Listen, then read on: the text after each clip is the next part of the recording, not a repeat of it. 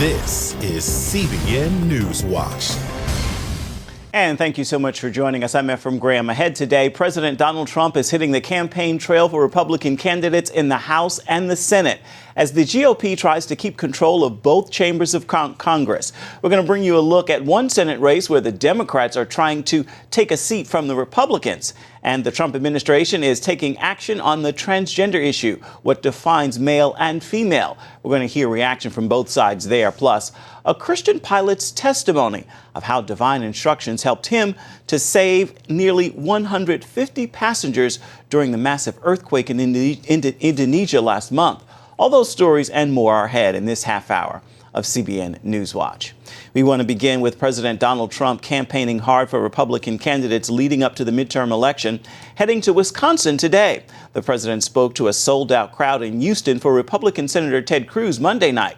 Cruz has a solid lead over his Democratic opponent, Beto O'Rourke, and the GOP hopes to seal the deal. But as CBN's Abigail Robertson explains, the Democrats are still hoping they can win this Senate race in the Lone Star State.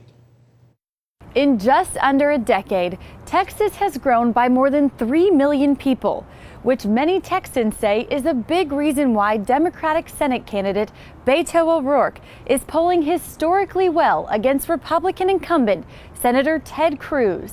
That's why President Trump came to Houston Monday night to help his former primary opponent. Gotta vote for Ted Cruz.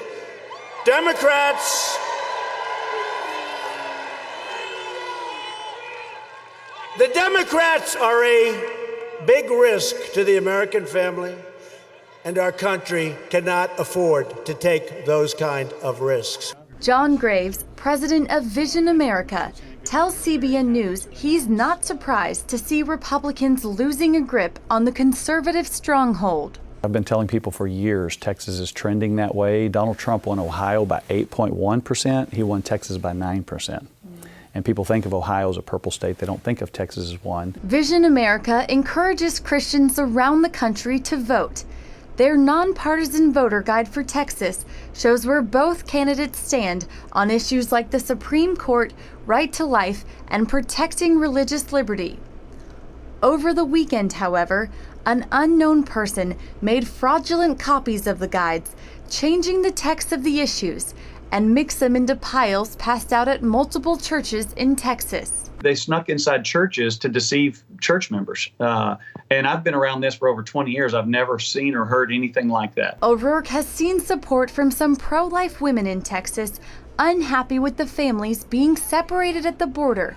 And the fake guide claims Senator Cruz supports this. Cruz told CBN News he strongly opposes the policy. I can tell you when we saw the issue of family separation, I introduced legislation. I stepped forward and led legislation that would mandate families stay together, that we keep families together, that we keep kids with their parents. The fraudulent guide also claims O'Rourke supports the right to life because he increased access to health care, without showing his stance on abortion. I will only vote to confirm a Supreme Court justice who believes in a woman's right to make her own decisions about her own body. O'Rourke strongly opposes the president, saying he will vote for impeachment if elected and will not support a wall on the southern border. Cruz, on the other hand, has embraced the president, inviting Trump to headline the Monday rally, where tens of thousands gathered. I am honored that President Trump is here endorsing and supporting my campaign, and I look forward to campaigning alongside him in 2020 for his re-election as President of the United States. O'Rourke has raised more than twice as much money as Cruz's campaign, but with a short window left until Election Day, Cruz still holds a substantial lead in the polls. Reporting from San Antonio, Abigail Robertson, CBN News. Here now is a look at some of the other major headlines we're following for you in the CBN newsroom today. A severe viral outbreak at a rehabilitation center for medically fragile children has left 6 of them dead. The state health department said there have been 18 total cases of adenovirus at the rehabilitation center in New Jersey. The Centers for Disease Control says the strain of the virus is usually associated with acute respiratory illness. The center is not admitting new patients until this outbreak ends.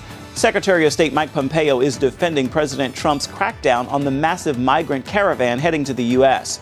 Critics are calling the president hard-hearted, but Pompeo says the president is simply protecting American sovereignty. Meanwhile, Vice President Mike Pence also coming to the president's defense for claims that unknown Middle Easterners are part of the Caravan. In an interview with the Washington Post, Pence said it is inconceivable there are not Middle Easterners in a crowd of more than 7,000. President Trump is also taking aim at Saudi Arabia, saying the killing of Saudi journalist Jamal Khashoggi was one of the worst cover-ups in the history of cover-ups. President Trump also saying the entire operation was badly conceived and carried out poorly. President Trump made his comments during a meeting with military leaders at the White House Tuesday. You can find more on these stories and others throughout the day at cbnnews.com. President Trump plans to pull the United States out of the Intermediate Range Nuclear Forces Treaty with Russia. The 1987 agreement was designed to protect the United States and its allies in Europe and the Far East. So why does the president want to leave that treaty now? CBN national security correspondent Eric Gonzalez brings us the story. For years, the United States has claimed Russia has violated the INF Treaty for developing and deploying medium-range nuclear missiles. At a press conference in Moscow, U.S. National Security Advisor John Bolton said that the U.S. is withdrawing from the 30-year treaty. This is not a subject that arose yesterday. This question of Russian violations is long and deep. Bolton said a former withdrawal notice has yet to be filed, but he did refer to 6 years of U.S. State Department reports that showed Russia's violations. Prior to the announcement, Bolton said a variety of topics were discussed in meetings, including Russia's interference in U.S. elections. I can say we're obviously monitoring the potential for foreign interference in our elections across the board very closely. We have 2 weeks to go until the election. I hope there isn't any meddling at all. News reports out of Moscow claim Putin told Bolton he wants to continue a dialogue with President Trump. Russia has not adhered to the agreement. This should have been done years ago. Until people come to their senses, we have more money than anybody else by far. We'll build it up. Putin mentioned possibly meeting Trump on November 11th when the two leaders are in Paris to commemorate the 100th anniversary of the end of World War I. INF stands for Intermediate Nuclear Forces. The treaty was signed in 1987 by President Ronald Reagan and Soviet Union leader Mikhail Gorbachev when the two superpowers were trying to end the Cold War. Putin recently made what some are calling are troubling remarks about a possible nuclear war.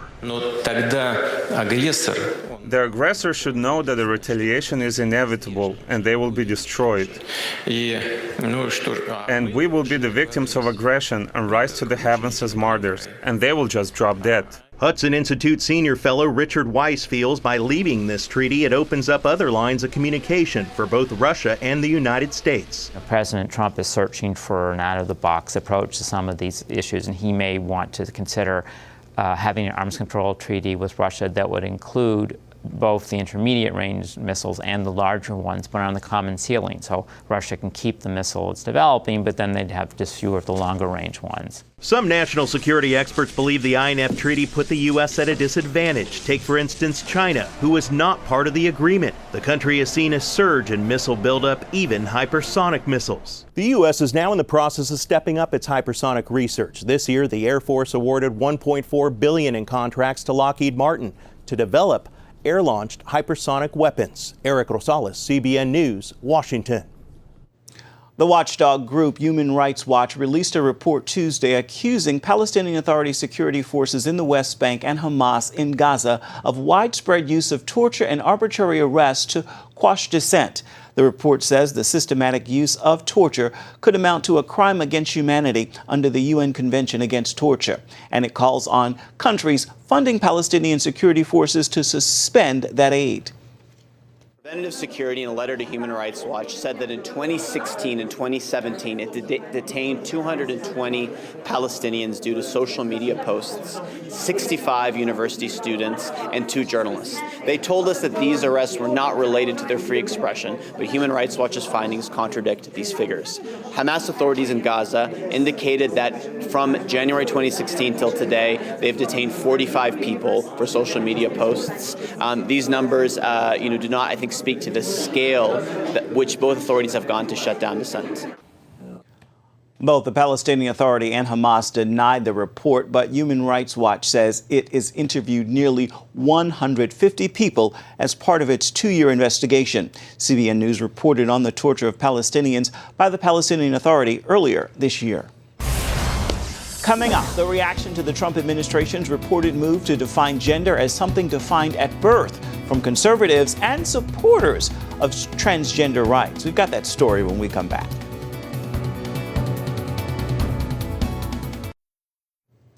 President Donald Trump is continuing to undo Obama-era policies promoting transgender rights. The Trump administration has reportedly developed a proposal that seeks to narrow the definition of gender to male or female at birth, and it's drawing some strong reactions. Charlene Aaron has the story. The Trump administration is seeking to define gender as the biological condition determined at birth as either male or female. Conservatives praise the move. For the Trump administration to stand firm to say that sex-based discrimination really is only gender-based, biologically male and female, is not only consistent with science, but it's consistent with the traditional definition that we've had as a country and understood as a country throughout our history. A report in the New York Times cites a Department of Health and Human Services memo seeking to establish a legal definition of gender under Title IX. That's the civil rights law that bans discrimination on the basis of sex.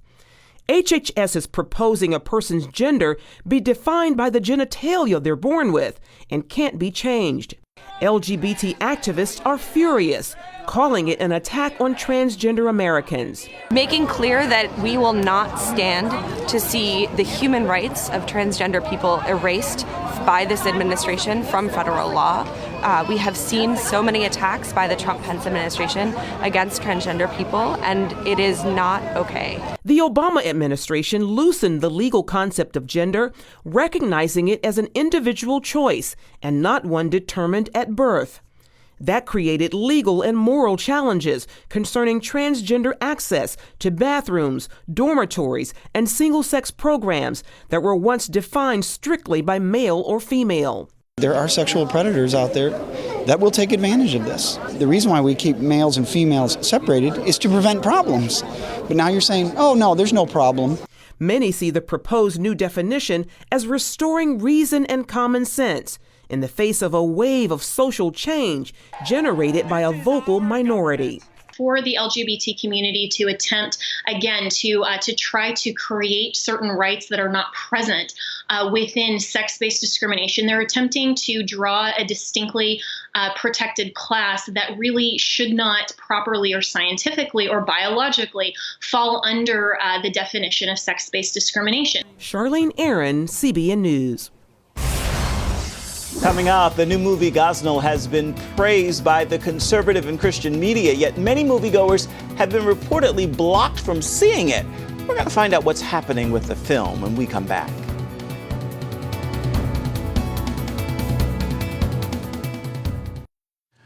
The movie Gosnell, which deals with the atrocities in the abortion clinic of Dr. Kermit Gosnell, came in at number 12 at the box office in its opening weekend a week and a half ago.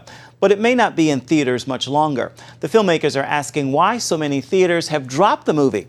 They're also reporting moviegoers being prevented from buying tickets to the movie, and they tell the Christian Post there are too many incidents to simply be dismissed. I spoke with Dan Gaynor of the Media Research Center about what's happening with this movie. Tell us what you can about what's happening with this movie. First of all, this is a fantastic movie. Phail and McEnany did this movie. They basically created it with the force of their own will because this is such an important story.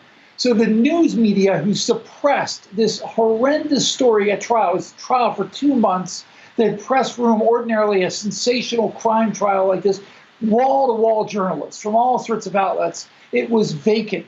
The news media who suppressed this story then now are suppressing the story even now. They don't want to review it. They don't want to write about it. They don't want to tell people about it. They don't want to look into why the movie's being chased out of theaters or moviegoers are finding it difficult to get in. So this has become almost exclusively a conservative movement, pro-life movement story. And this is how the major media suppress everything. We get so fixated in our society about bias by commission, when somebody says something stupid or something awful, that we forget the number one form of media bias is what we're seeing here, what we saw at the trial, is the media bias by omission, where they just don't tell you what's really going on. Now, Dan, we know that the movie is making money, so how do you explain what's happening?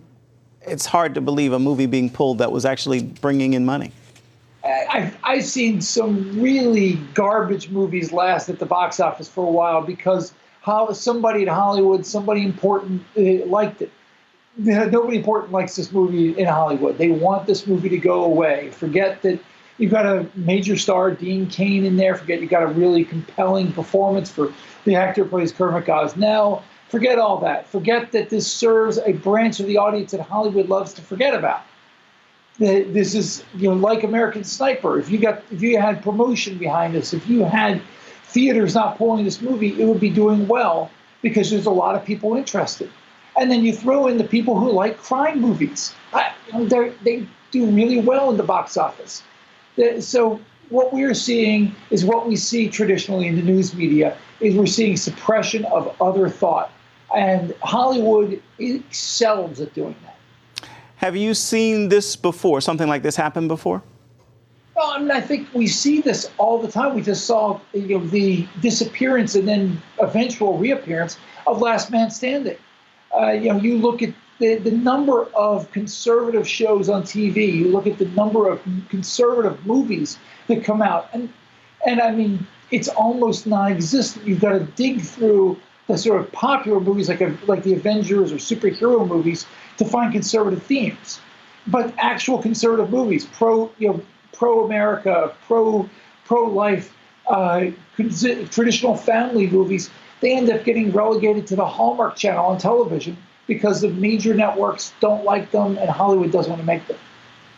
What is so disturbing about all the pushback this movie has received from the time it was being produced until now, that this has been ongoing from the very beginning? Well, it's disturbing that Hollywood can silence something this awful, just like the government and the left silenced this crime. I mean, this was going on. They had no nurses in this facility repeatedly. And ultimately, I mean, this is how the poor were being abused in Pennsylvania.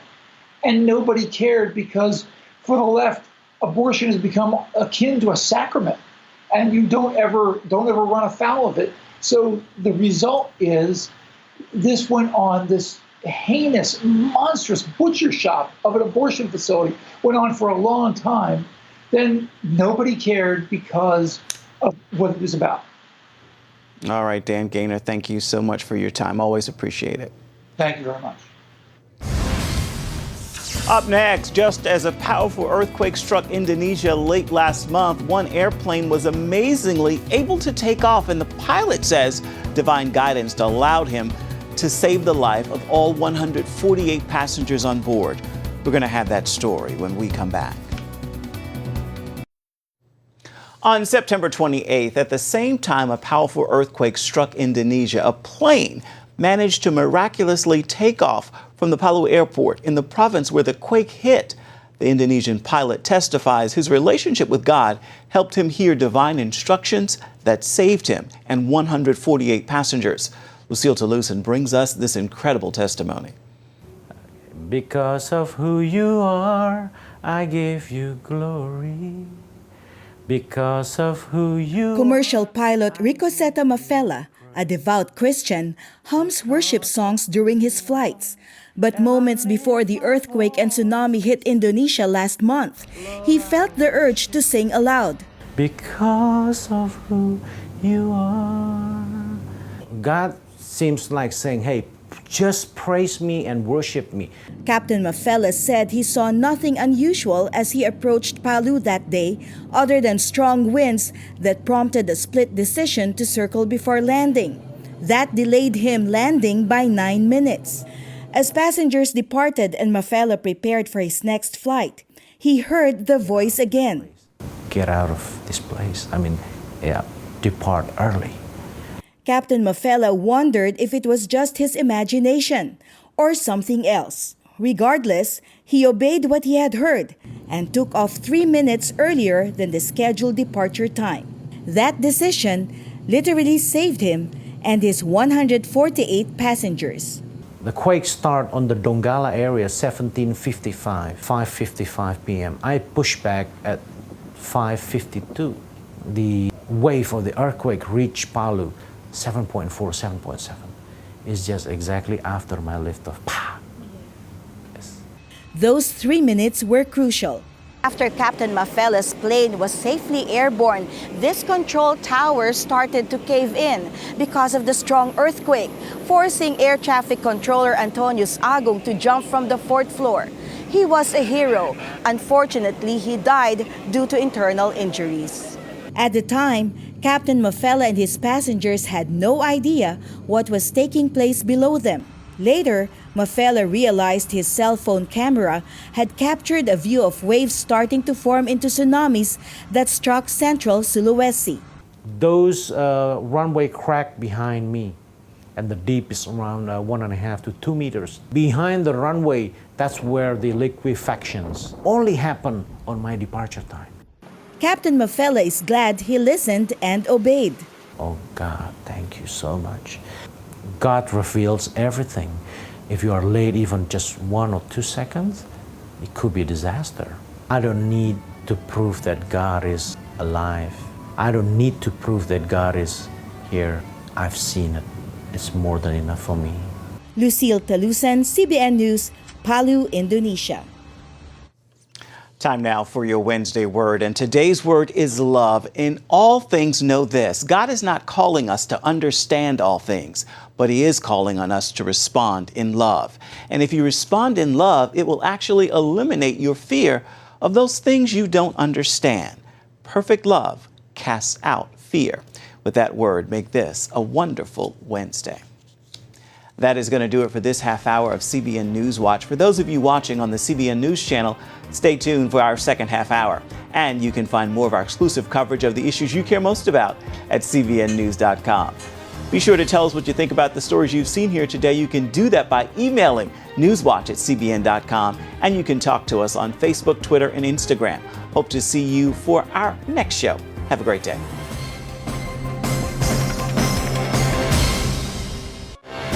This is CBN NewsWatch. And thank you so much for joining us. I'm Ephraim Graham. We have lots to get to today. The Trump administration is taking action to change the term transgender. We'll hear from the experts as to why this is drawing such strong reactions. And a new and very rare surgery saves the life of a man who had a hole in his heart. Plus, the Museum of the Bible discovers they have a few fake Dead Sea Scrolls. See what they're doing to fix that. All that and more is ahead in this half hour of CBN News Watch. We want to begin with President Donald Trump. He is continuing to undo Obama-era policies of promoting transgender rights. Under a proposal, the Trump administration seeks to narrow the definition of gender to male or female at birth. Many see the proposed new definition as restoring reasoning and common sense in the face of a wave of social change generated by a vocal minority for the LGBT community. For the LGBT attempt, again, to try to create certain rights that are not present within sex-based discrimination. They're attempting to draw a distinctly protected class that really should not properly or scientifically or biologically fall under the definition of sex-based discrimination. Major federal agencies are also being called to adopt the administration's definition of gender. Secretary of State Mike Pompeo is defending the president's crackdown on the massive migrant caravan heading to the United States. Critics call President Trump hard-hearted, but Pompeo says the president is simply protecting American sovereignty. Meanwhile, Vice President Mike Pence is also coming to the president's defense for claims that unknown Middle Easterners are a part of that caravan. In an interview with the Washington Post, Vice President Pence said it is inconceivable there are not Middle Easterners in a crowd of more than 7,000 people. CBN News contributor Chuck Holton is in Mexico covering the caravan. He says, in contrast to what the major media is showing, a majority of the migrants are men.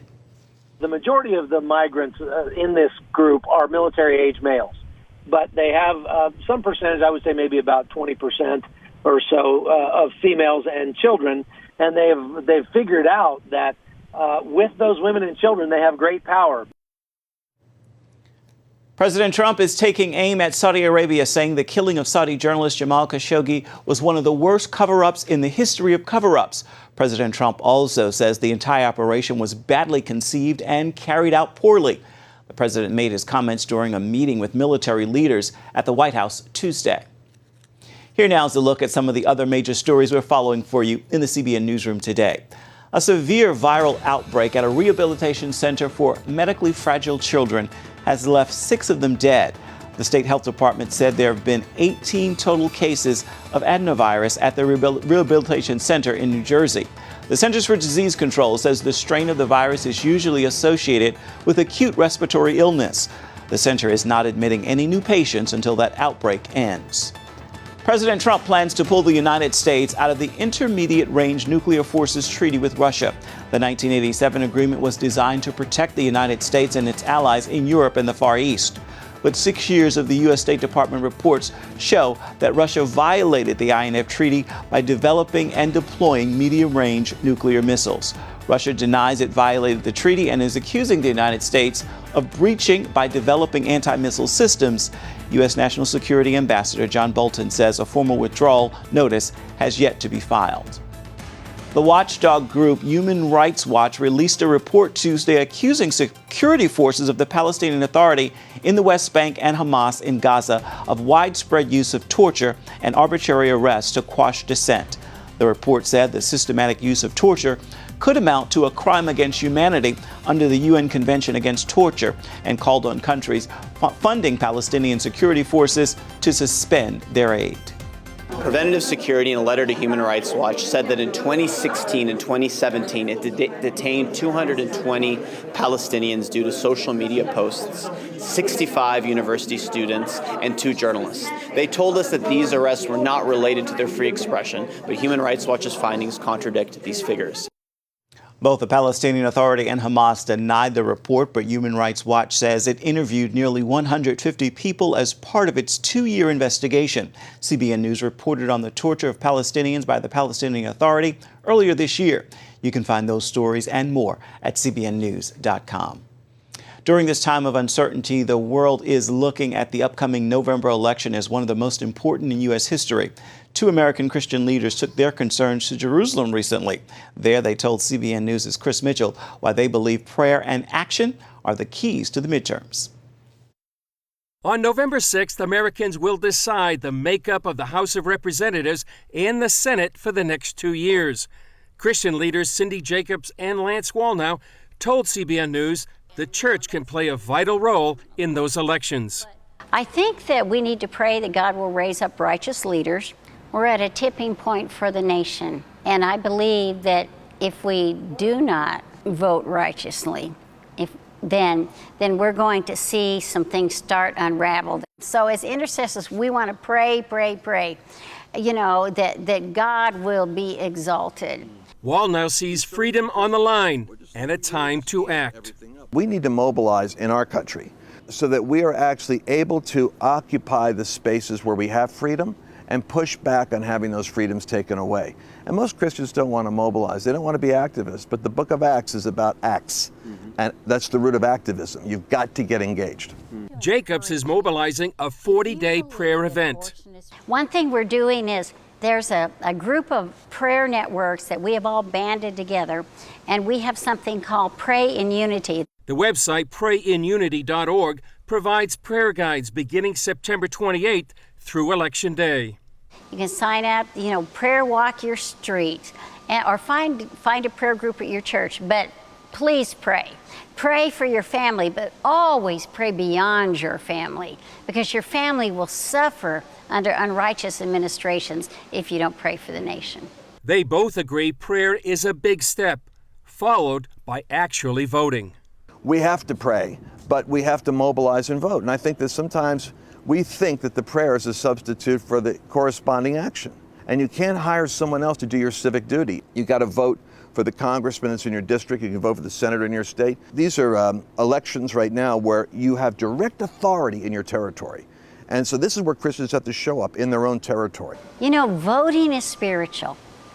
Voting is actually a spiritual act. because we're called to steward our nations. We're called to disciple our nations. So if we vote, then we will get righteous leaders. Chris Mitchell, CBN News, Jerusalem. Coming up, see how a groundbreaking procedure saved the life of a man who had a hole in his heart.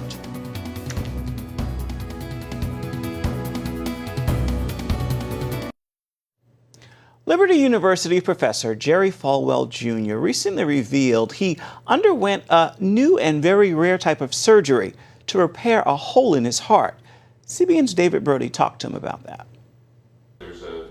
It started out as a normal classroom lecture at Liberty. I'll come out and we'll do this and work on it together. Two doctors discussing a groundbreaking procedure called Noble Stitch, where holes in a patient's heart can be literally stitched together using a long suture catheter that enters through the groin area. The procedure, recently approved by the FDA, has been performed on less than 150 people. It includes one very notable patient. President Falwell, you want to join us? Falwell's condition made him a perfect candidate for the surgery, a migraine sufferer who had 2 small strokes with no clear cause. He mentioned it all to Dr. Ben Carson, who spoke at Liberty's medical school graduation back in May.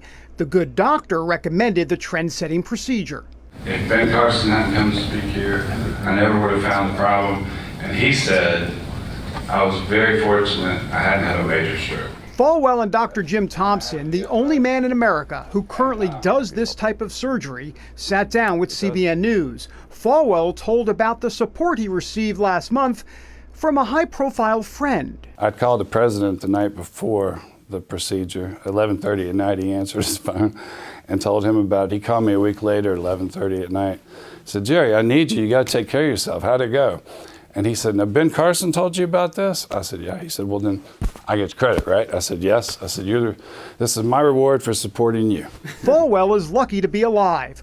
While we're all born with a hole in our heart, most openings eventually close on their own. For roughly 1 in 4 people, however, it never heals completely. Dr. Thompson calls it a potentially serious condition. Anybody who has a stroke with an unidentifiable cause who has a hole in their heart should have their hole closed. Dr. Thompson, technically, if nothing was done here, he's at a very high risk for dying of some sort of major stroke. Or just as bad, having a massive stroke and losing the function of his speech, of sight, of a side of his body. What makes Noble Stitch unique is the absence of metal in your heart. Some patients get clots from the umbrella-like structures or can be allergic to nickel. Its inventor, Professor Tony Nobles, came up with the sewing idea at Disneyland Paris. And I came up with the idea looking at the Euro version of the Indiana Jones ride where there were 2 loop-de-loops.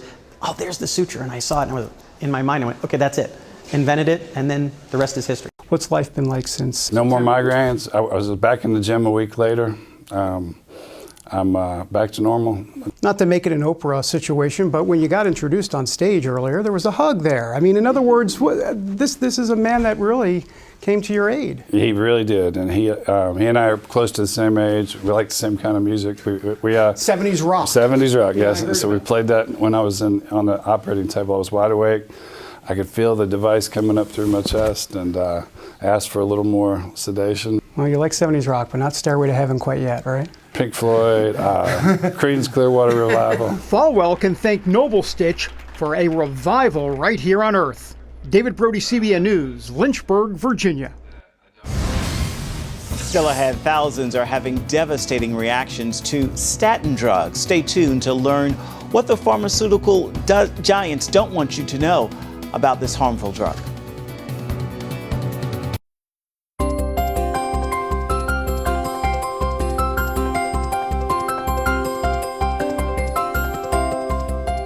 Chances are you or someone you know takes a drug to lower cholesterol. These drugs are called statins, and they're most widely prescribed in history. But a growing number of doctors and patients have serious concerns about them.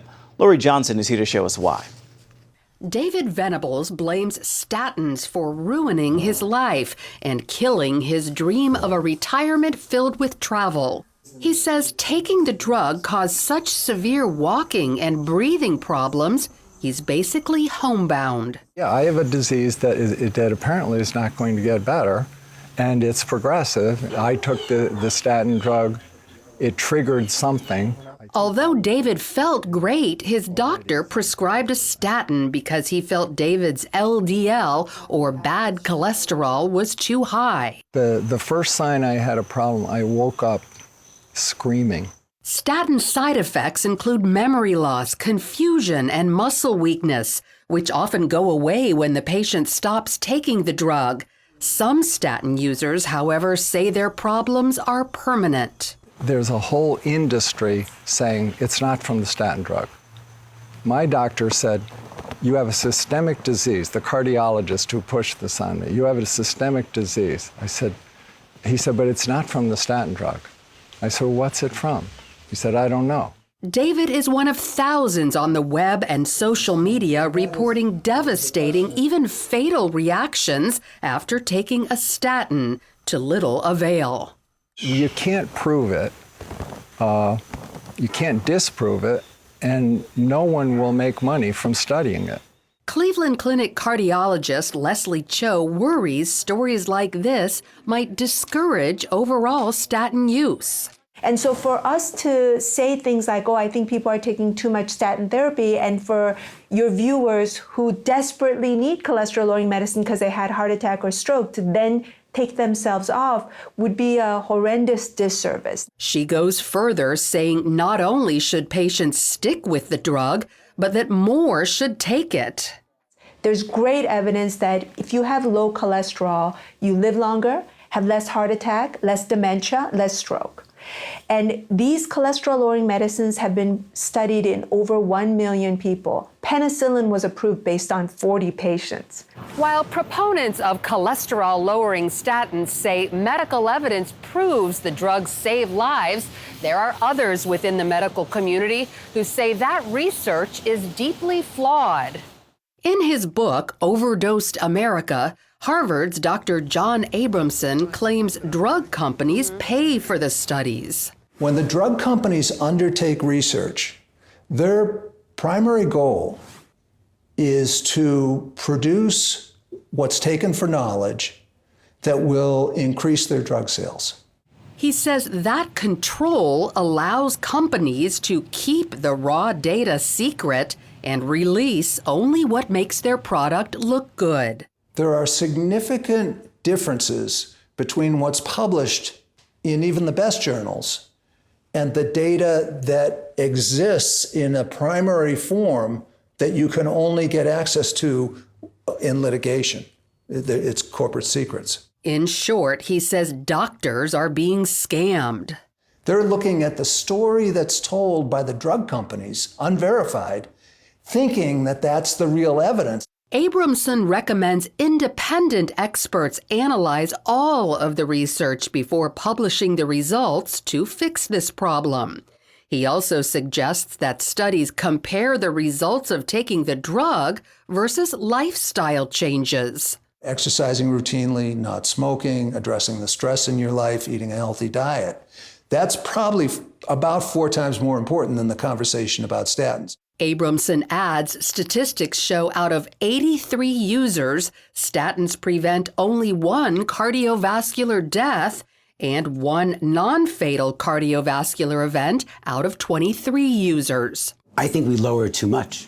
I think we lower cholesterol too much. When it comes to heart disease, cardiologist Patrick Fratellone and other doctors want the focus moved from cholesterol to high triglycerides, a blood test often overlooked. So when you eat a diet that is full of simple sugar, simple breads, pastas, high sugar fruits, your triglycerides go up. When triglycerides go up, good cholesterol, or HDL, goes down. But both can be improved simultaneously.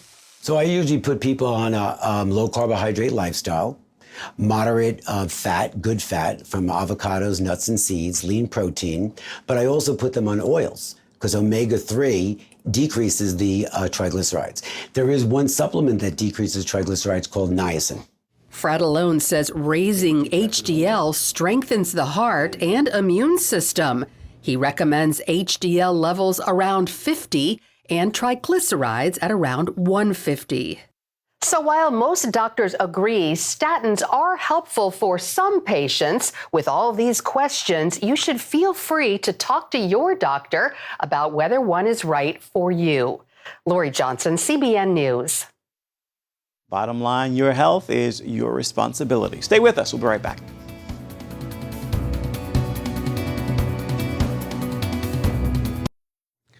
The Museum of the Bible in Washington says 5 of its 16 famous Dead Sea Scroll fragments are fake. A team of German analysts recently made the discovery after some tests. They found 5 of the fragments had characteristics inconsistent with ancient origin. According to a statement from the museum, the 5 fragments are likely forgeries. The real Dead Sea Scrolls were discovered 70 years ago in a desert cave. The fragments will no longer be displayed at the museum. They'll be replaced with other fragments who do not have the same anomalies. Well, right now it's time for your Wednesday word, and today's word is faith. Know this: faith is the key to unlock endless doors. God requires it of all of us. Walk in faith and not fear today. After all, fear is simply misplaced faith. Put your faith in God. It is the place where it is sure to produce some amazing results. With that word, make this a wonderful Wednesday. That will do it for this edition of CBN NewsWatch. Thank you so much for watching. You can find more of our exclusive coverage of the issues you care most about at cbnnews.com. We'd love to know what you think about the stories you've seen here today. You can do that by emailing newswatch@cbn.com or talk to us on Facebook, Twitter, and Instagram. Hope you'll join us again right here next time. Make this a wonderful Wednesday, everybody. Goodbye and God bless.